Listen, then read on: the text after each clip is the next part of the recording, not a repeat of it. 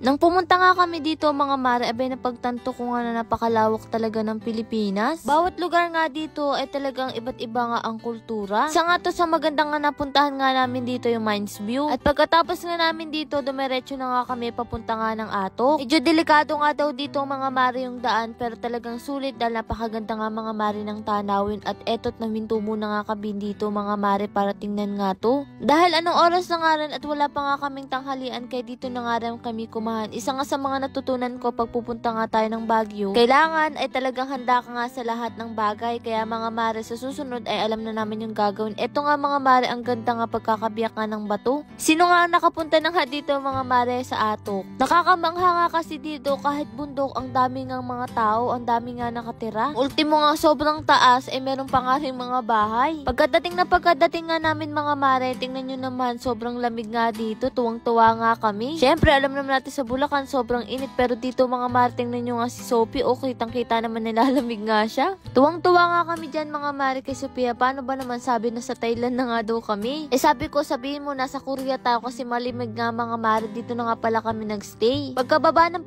namin mga mare, ay talagang sobrang lamig. Tingnan nyo naman yung hamog. Akala nga namin umaambon, pero hindi nga siya mga mare umaambon. Hamog nga daw ito. Kanya-kanya na nga rin kami ng video. At eto nga si Ran, tuwang-tuwa nga dito at naghahanap nga ng jacket. Paano? Ayan, inalis yung damit niya, pero hindi rin naman niya kinaya mga mare kasi sobrang lamig talaga. Buti na lang may dala akong ganitong damit. Isa nga sa nakakatuwa dito mga mare si Atok, ang babait nga ng mga tao dito. Bukod doon, ang ganda nga dito mga mare ng tinuluyan nga namin. Kahit nga bato siya mga mare sa labas, pagpasok mo naman sa loob ay puro kahoy. Sabi ko nga kung dito to sa Bulacan ay napakayaman nga nito dahil napakadaming kahoy na ginamit. Eto nga sira, nagbibiro pa kung ilan nga daw yelo. Akala mo talagang nagtitinda nga siya. Pagkatapos namin doon, sinamahan na nga kami ni Sir Abon sa kwarto nga natin. Pag gusto nyo ng aircon guys, ito lang, buksan nyo lang bintana nyo, di ba? Lamig!